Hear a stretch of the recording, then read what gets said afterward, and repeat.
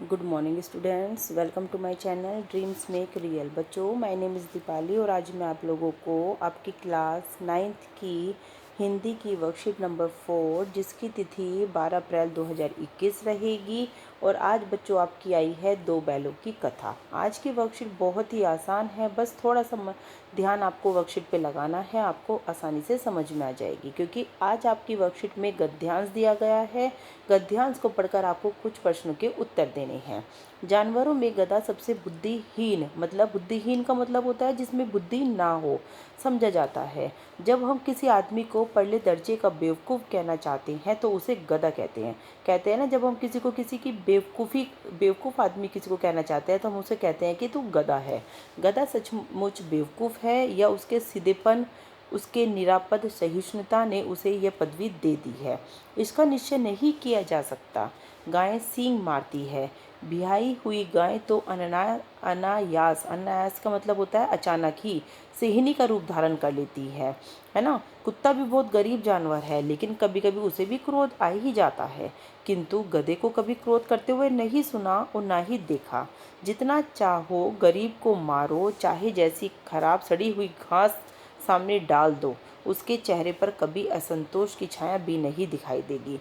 मतलब बताया गया है कि गधा बिल्कुल बुद्धिहीन जानवर है। चाहे उसके सामने सड़ी हुई घास हम डाल दें, उसको कितना ही मार लें, है ना, लेकिन उसके चेहरे पर असंतोष नहीं दिखाई देता। बैसाखी में चाहे एक आध बार कुलेल कर लेता हो, कुलेल का मतलब खुश होता दिखाई दे जाता है बैसाखी के दिनों में, तो हमने तो उसे कभी खुश होते नहीं देखा। उसके चेहरे पर एक विषाद स्थायी रूप से छाया रहता है। सुख दुख लाभ हानि किसी भी दशा में उसे बदलते नहीं देखा। ऋषि मुनियों में जितने गुण हैं वह सभी उसमें पराकाष्ठा को पहुँच गए हैं, पर आदमी उसे बेवकूफ़ कहता है। सद्गुणों का इतना अनादर कभी कहीं नहीं देखा। कदाचित सीधापन संसार के लिए उपयुक्त नहीं है। मतलब ये बताया गया है बच्चों इस गद्यांश के माध्यम से कि गधा कितना सीधा है, लेकिन गधे की तुलना यहाँ पर उन लोगों से की गई है जो इस संसार में बिल्कुल सीधे लोग हैं, है ना। तो ये बताया गया है कि आजकल इस संसार में सीधे लोगों का ज़माना नहीं है। गधा देखो कितना, चाहे हम उसके सामने कैसा भी खाना डाल दें, कुछ भी कर ले, लेकिन उसके चेहरे पर कभी भी शिकन नहीं आती, असंतोष दिखाई नहीं देता। मतलब कुछ लोग भी ऐसे होते हैं, चाहे कितनी ही विपत्ति आ जाए, लेकिन वो लोग क्या करते हैं, उन परिस्थितियों का, कठिन परिस्थितियों का डट कर सामना करते हैं, है ना। तो ये भी बताया गया है कि आजकल इतने सीधे लोगों का भी ज़माना नहीं है कि लोग आएँ और उनके मुंह पे चाटा मार दें, उन्हें कुछ भी कह के चले जाएं। आजकल तो तेज लोगों का ज़माना है। तो यही बताया गया है कि गधे जैसी पदवी भी बेकार ही है। जानवरों में सबसे बुद्धिमान कौन समझा जाता है बच्चों? सबसे बुद्धिमान तो हमारा समझा जाती है लोमड़ी, है ना। और सबसे बुद्धिहीन कौन समझा जाता है? अगर यहाँ पर होता बुद्धिहीन तो वो हम बताते हीन, जिसमें बुद्धि ना हो, तो वो हो जाता बच्चों हमारा गधा। लेकिन बुद्धिमान यहाँ पर लोमड़ी रहेगी, ठीक है। किस आदमी को हम गधा कहते हैं बताइए बच्चों? देखो ये रहा, यहाँ से जब हम किसी आदमी को परले दर्जे का बेवकूफ़ करना चाहते हैं तो हम उसे गधा कहते हैं। यहाँ तक लिख देना आप इसका आंसर दो। हम जब किसी आदमी को परले दर्जे का बेवकूफ़ कहना चाहते हैं तब हम उसे गधा कहते हैं, ठीक है बच्चों। चलिए प्रश्न नंबर 3 देखते हैं। गधे को बेवकूफ़ की पदवी उसके किन गुणों के कारण दी गई है?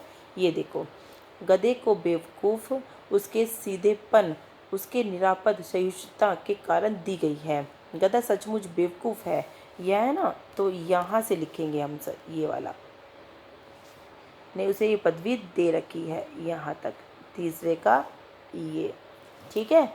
चलिए चौथा देख लेते हैं। गाय सिंहनी का रूप कब धारण कर लेती है? तो देखो ये रहा, ब्याही हुई गाय तो अनानास ही सिंहनी का रूप धारण कर लेती है, शेरनी का रूप धारण कर लेती है। सिंहनी मतलब शेरनी का रूप धारण कर लेती है। ये आपका आंसर 4 रहेगा। ब्याही हुई गाय तो अचानक ही सिंहनी का रूप धारण कर लेती है। चलिए आंसर नंबर 5 देखते हैं। कुत्ता भी बहुत क्या है?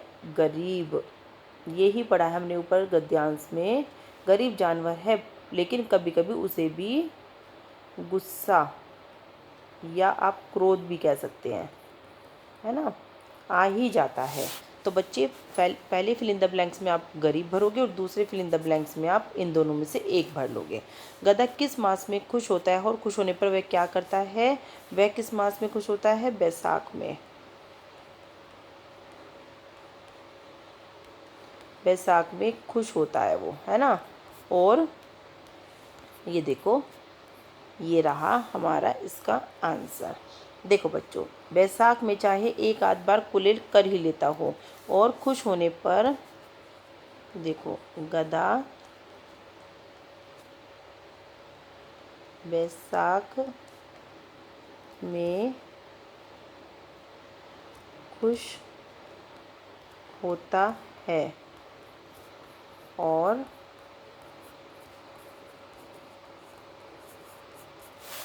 खुश